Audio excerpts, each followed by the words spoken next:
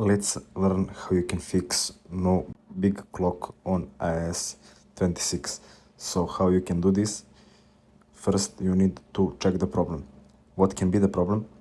First one is that you post and have old wallpaper that you set on earlier version of iOS. So, and if you set new wallpaper on the iOS 26 and still can't use the big clock, it's because you already made the wallpaper and you can't edit that wallpaper again for the clock, I mean. So what you need to do is click on plus and create new wallpaper.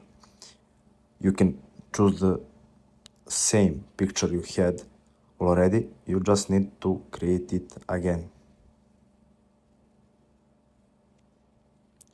So we can go to photos, select your picture, and as you can see here, we can move our clock and widen it as much as we can. So that's it. Thanks for watching and see you in the next video.